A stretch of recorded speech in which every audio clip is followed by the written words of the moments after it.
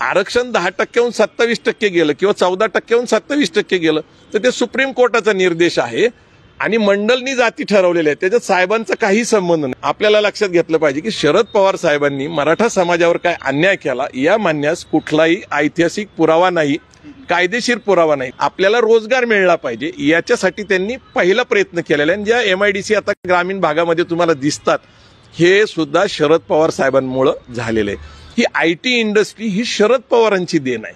1990ला जागतिकीकरण, खाजगीकरण, उदारीकरण स्वीकारलं या देशामध्ये. त्यावेळेस केंद्रामध्ये ते संरक्षण मंत्री होते. सरळ प्रश्न विचारला जातो की पवार साहेब 4 वेळेस मुख्यमंत्री होते, मराठा नेते म्हणून ते दिल्लीत सांगत असतात, मात्र मराठा समाजासाठी त्यांनी योगदान काय दिलं? अगदी सरळ साध्या सोप्या सोशल मीडियावर कमेंट करणाऱ्या तरुणांना तुम्ही काय सांगाल?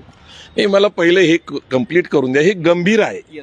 कारण 180 जाती ह्या कशातनं आल्या तर काका कालेलकर आयोगातनं आल्या. आता नेमकं काय झालं की त्याचं आरक्षणाचा लाभ महाराष्ट्रात आणि देशभरात सुरू झाला. जसं 69% आरक्षण आपल्याला तामिळनाडूमध्ये दिसतं तर ते त्यावेळेच आहे 67च.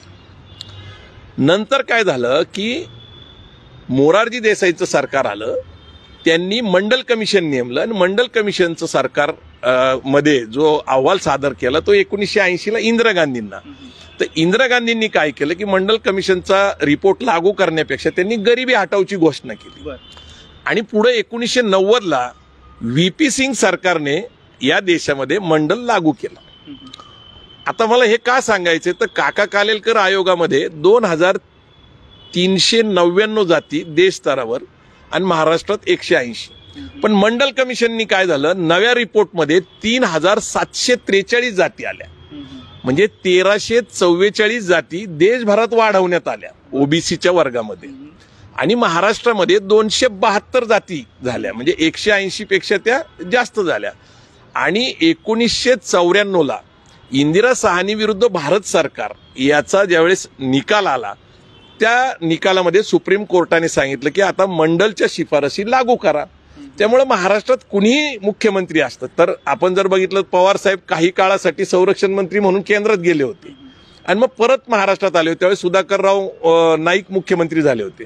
तर पवार साहेब परत महाराष्ट्रात मुख्यमंत्री आले. त्यांच्यासमोर तो प्रस्ताव होता की बाबा सुप्रीम कोर्टाच्या निर्देशाप्रमाणे 50%च्या आतलं आरक्षण, 27% OBCंना आरक्षण आणि क्रिमिलेअर लावून ते द्यायचे आणि राज्यस्तरीय OBC आयोग स्थापन करायचं, हे अशा काही गोष्टी तरतुदीचं.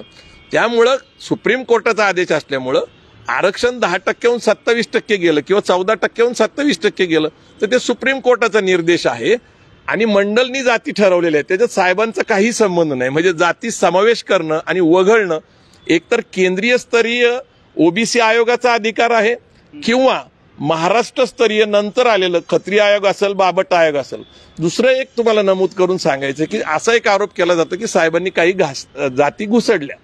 तर पहिल्यांदा आपल्याला धर्म समजला पाहिजे, वर्ण व्यवस्था समजली पाहिजे, जाती व्यवस्था समजली पाहिजे. आपल्याकडं वर्ण व्यवस्था कशी आहे, ब्राह्मण, क्षत्रिय, वैश्य आणि शूद्र, म्हणजे ही उतरंड आहे जातीची, एकाच्या वर एक एकाच्या खाली. तसंच जातीमध्ये आहे ब्राह्मण, त्याच्यानंतर खाली मराठा, मग माळी, धनगर वगैरे असं. म्हणजे याचा अर्थ काय आहे की ही सरळ नाहीये, हॉरिझॉन्टल नाही, व्हर्टिकल आहे. म्हणजे याचा अर्थ काय आहे की OBC मध्ये कुठल्या कुठल्या जाती आहेत किंवा नाहीत आणि त्यांचा समावेश कसा करायचा याच्याबद्दल जो काय आता नवीन युक्तिवाद केला जातोय की काही जाती घुसवल्या, तर घुसवण्याचा मुळात अधिकार नाही त्यांना, तो राज्यस्तरीय नाही तर केंद्रीय स्तरीय OBC आयोगाला आहे. पण नेमकं काय आहे की आपल्याकडं मराठा ही खुल्या वर्गात जाते आणि OBC मध्ये पहिली जात जी येते ती कुणबी आहे. मग माळी, तेली, साळी वगैरे वगैरे येतात. त्या अशा जवळपास 272 आणि आता 380 जाती आहेत. तर आपल्याला लक्षात घेतलं पाहिजे की जातीच्या उतरंडीमध्ये मराठा खुल्या वर्गात आहे आणि त्याची जवळची जात ही कुणबी आहे आणि मराठा कुणबी एकच असण्याचं आता सिद्ध झालेले ते आहेच. मराठा कुणब्यांमध्ये नातं आहे. तर कुणबी OBCतली जर वरची सगळ्यात पहिली जात धरली, नंतर माळी धरली, त्याच्या खाली सामाजिक दृष्ट्या जेवढ्याही जाती महाराष्ट्रात सापडतील त्या ओबीसीच ठरतात. त्याला आयोगाच्या शिफारशीची गरज असलीच पाहिजे असं काही नाही, किंवा अभ्यासाची संशोधनाची गरज नाही. कारण ओबीसी मध्ये कुणबी माळीच्या खाली जेवढ्या जाती आल्या आणि ते समावेश केले गेले, त्यासाठी काही संशोधन झालं नाही, काय अभ्यास झाला नाही. फक्त त्यांना एससी एसटीत टाकता येत नव्हतं, कारण एससी एसटीच्या जाती ह्या अस्पृश्य आदिवासी हे ब्रिटिश काळामध्येच निश्चित झालेले आहेत. त्यामुळं आपल्याला लक्षात घेतलं पाहिजे की शरद पवार साहेबांनी मराठा समाजावर काय अन्याय केला या मानण्यास कुठलाही ऐतिहासिक पुरावा नाही, कायदेशीर पुरावा नाही. उलट पक्षी मराठा समाजाला न्याय द्यायचीच त्यांनी कायम भूमिका घेतलेली अभ्यासाअंती मला दिसतंय. हे झालं तुम्ही सविस्तर विश्लेषण केलं. मात्र सोशल मीडियाच्या प्लॅटफॉर्मवर असो किंवा कुठेही असो, तरुण आजचे मराठा तरुण एक प्रश्न विचारतात आवर्जून की शरद पवारांनी मराठा समाजासाठी आतापर्यंत काय योगदान दिलं. मी आपल्याला सांगितलं की 1979 मध्ये त्यांनी पहिलं आर्थिक आरक्षण दिलं नोकरीमध्ये, सरकारीमध्ये. हे पुरावा आहे, त्याचा GR आपल्याला दाखवू शकतो मी.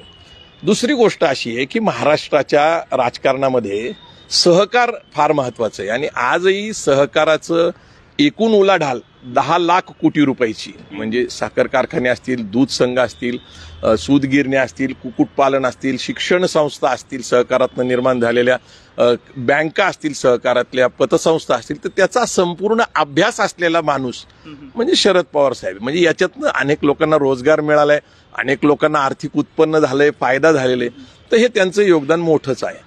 दुसरी गोष्ट, आज महाराष्ट्रामध्ये जो विकास झालेला दिसतो, अगदी आपण रांजणगावची MIDC किंवा कुरकुमची MIDC जी केमिकल MIDC, तिथं ऑटोमोबाईल आहे, शिरवळला MIDC आहे, किंवा अगदी पिंपरी चिंचवडच्या पलीकडं आपण भोसरी आहे, आता चाकणची MIDC असेल, तर ह्या सगळ्या MIDCचा पहिला GR कुणी काढला होता की 175 तालुक्यांमध्ये MIDC स्थापन करायचा GR हा 78 ते 80 पुलोतचं सरकार असताना शरद पवारांनी काढला होता. म्हणजे ग्रामीण भागामध्ये आपल्याला रोजगार मिळला पाहिजे याच्यासाठी त्यांनी पहिला प्रयत्न केलेला आहे. ज्या MIDC आता ग्रामीण भागामध्ये तुम्हाला दिसतात हे सुद्धा शरद पवार साहेबांमुळे झालेले.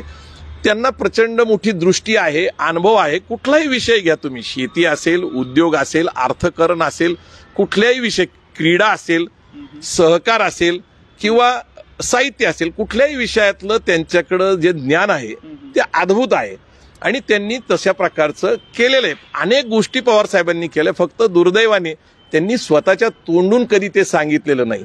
लोक माझे सांगती नावाचं त्यांचं पुस्तक प्रकाशित आहे, त्याच्यामध्ये त्यांनी सांगितलं की हिंजवडीला त्यांनी एका साखर कारखान्याच्या उद्घाटनाला गेले होते, तर त्यावेळेस त्यांनी सांगितलं की इथं साखर कारखाना न करता भविष्यात इथं IT industry, Rajiv Gandhi Infotech park ज्याला आपण म्हणतो आता हिंजवडीला, जिथं साधारणपणे 2.5-3 लाख मुलं ही IT मध्ये काम करतात. अद्भुत आहे, ते खूप सुंदर जगमान्य असलेली हिंजवडी आहे.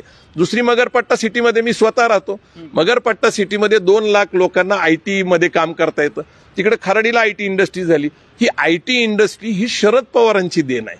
1990ला जागतिकीकरण, खाजगीकरण, उदारीकरण स्वीकारलं या देशामध्ये. त्यावेळेस केंद्रामध्ये ते संरक्षण मंत्री होते, पंतप्रधान नरसिंहराव होते आणि अर्थमंत्री हे मनमोहन सिंग होते.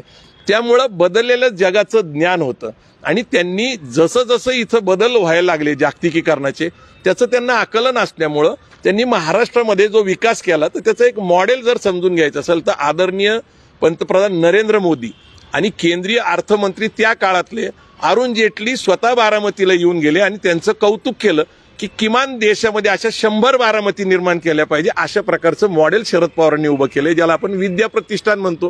हे शिक्षणासाठी प्रसिद्ध आहे. शारदा नगरी आहे तिथं, जी शाळा आणि त्या मुलांसाठी प्रसिद्ध आहे.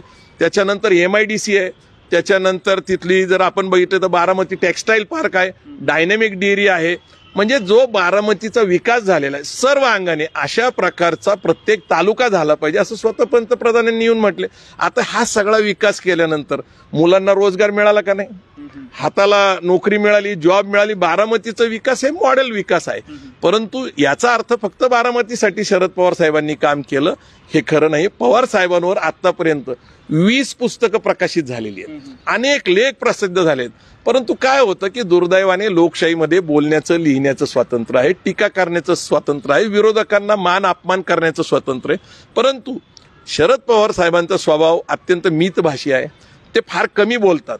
आणि तुम्ही जर बघितलं तर शरद पवार साहेबांचा अभ्यास हा प्रचंड दांडगा आहे, परंतु दुर्दैवाने लोकशाहीमध्ये त्यांच्यावर टीका केली जाते. मला याच तुम्ही जे आता बोललात त्याच अनुषंगाने प्रश्न विचारायचा आहे. सध्याचं राजकारण पाहिलं तर जो तो नेता उठतो आणि आपल्या जातीचा उदो करतो आणि त्या जातीच्या आधारावर म्हणा किंवा याच्यावर सध्याचं राजकारण सुरू आहे, टीका टिप्पणी केली जाते. कुठेतरी पवार साहेबांनी स्वतःला मराठा म्हणून घेतलं नाही. सेक्युलर त्यांची विचारसरणी आणि पुरोगामी विचार त्यांना आताच्या सध्याच्या राजकारणात अडचणीचे ठरतायत का? नाही, पवार साहेबांची जी जडणघडण आहे ती त्यांच्या आई शारदाबाई पवार यांचा जो सत्यशोधक विचार होता, म्हणजे महात्मा ज्योतिबा फुले, शाहू महाराज, बाबासाहेब आंबेडकरांचा विचार त्यांच्या घरातच रुजला होता. या काळामध्ये त्यांच्याकडे भाऊराव पाटलांचं येणं जाणं होतं, केशवराव जेदे, शंकरराव मोरे, म्हणजे शेतकरी कामगार पक्षाचा वारसा असलेलं हे घराणं आहे. त्यामुळे ते विचाराशी प्रामाणिक आहे. त्यांनी आपली जात सांगावं असं काहीच नाही. त्यांना सार्वजनिक जीवनामध्ये मराठा हेवी वेट लीडर म्हटलं जातं. मराठा हेवी वेट लीडर म्हणजे देशभराची प्रतिमा आहे. आणि महाराष्ट्राचा छत्रपती शिवाजी महाराजांचा वारसा, मराठ्यांचा इतिहास हा आपल्याला माहितीच आहे. त्यामुळे गौरवशाली मराठा समाजामध्ये जन्मालेल्या माणसाला सतत काही मराठा असले तर सांगण्याची गरज नाही. परंतु लोकशाही कशी आहे ती सर्वसमावेशक असली पाहिजे. राजकारणामध्ये ते काम करत असताना त्यांना, आता आपण एक उदाहरण घेऊ, आरक्षण म्हणजे काय? रिप्रेझेंटेशन, प्रतिनिधित्व. पण नुसतंच प्रतिनिधित्व का? तर नाही. आरक्षण म्हणजे इक्वल रिप्रेझेंटेशन, समान प्रतिनिधित्व. म्हणून SC ST OBCच्या सगळ्या जातींमधनं लोक पुढे यायला पाहिजे. मग शिक्षणात असतील, नोकरीमध्ये असतील, राजकारणामध्ये, आणि सर्व समावेशकता केली पाहिजे. जसं 90ला मंडल कमिशनचा रिपोर्ट आला, पवारसाहेब महाराष्ट्राचे मुख्यमंत्री होते. राजकारणात तेव्हा रामदास आठवले कुठंच नव्हते. त्यांना विधान परिषदवर घेऊन समाज कल्याण मंत्री केलं. छगन भुजबळ मंडल कमिशनच्या विषयावर राजीनामा देऊन शिवसेनेतनं काँग्रेसमध्ये आले, त्यांना त्यांनी मंत्री केलं. आणि ओबीसीचं नेतृत्व त्यांच्याकडे दिलं. मधुकर पिचड आदिवासी समाजाचे, त्यांना दिलं. आणि मग अशा प्रकारे सर्व समाजाला समावेशकता करत असताना त्यांनी एक बॅलन्स साधायचा प्रयत्न केला. एकीकडे मराठा समाज म्हणतो की मराठ्यांवर पवार साहेबांनी अन्याय केलाय, दुसरीकडे धनगर समाजाचे नेते आरोप करतात की धनगर समाजावर आरोप करतायत, धनगर समाजाचे लोक आरोप करतायत की पवार साहेबांनी अन्याय केला. अण्णा डांगे हे धनगर समाजाचे नेते आहेत, मी त्यांना भेटलेलो आहे, त्यांना विचारलं तर त्या काळामध्ये अनेक लोकांना त्यांनी सहकार्याने मदत केली. अण्णा डांगे आता राष्ट्रवादी काँग्रेसमध्ये आहेत. तर कुठल्याही समाजावर अन्याय करण्याची त्यांची कधीही भूमिका नाहीये. परंतु तशी प्रतिमा राजकारणात केली जाते, टीकेसाठी केली जाते. मी आपल्याला अनेक अंगाने उदाहरणं देऊ शकतो की ती किती सर्वसमावेशक आहे.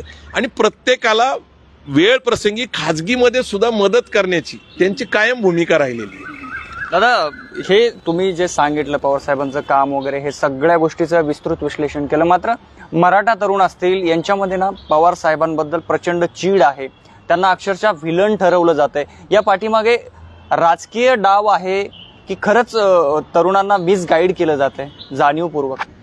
नाही, कसं आहे की आपल्या तरुण पिढीला माहिती असलं पाहिजे की मी पण अनेक लोकांबरोबर संवाद साधत असतो, त्यांना तशा प्रकारचं विलन ठरवलं जातं. ही गोष्ट खरी आहे बरं का.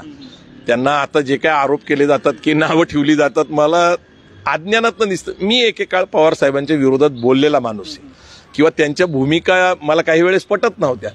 परंतु जसं जसं मी आपला देश, आपली राज्यघटना, समतेची तत्व, बंधुत्व, न्याय, स्वतंत्र, कष्टकरी समाजाला न्याय द्यायची भूमिका, शेतकऱ्यांसाठी त्यांनी केलेलं काम मी अभ्यास करायचा प्रयत्न केला. मी आपल्याला माहिती असेल की महाराष्ट्रामध्ये शेतकरी आत्महत्याचं प्रचंड प्रमाण वाढलं होतं. जसं ते केंद्रात मंत्री म्हणून गेले, त्यांनी तत्काळ एक गोष्ट केली, ती म्हणजे 72,000 कोटी रुपयाची शेतकऱ्यांची कर्जमाफी केली.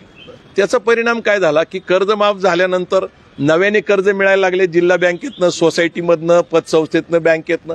आणि त्याचा परिणाम असा झाला की जो भारत आपल्याकडं अन्नधान्य आयात करत होता तो निर्यात करणारा झाला. दुसरी गोष्ट, पवार साहेबांच्या काळामध्ये शेती मंत्री असताना आरोप व्हायचा की महागाई वाढलेली.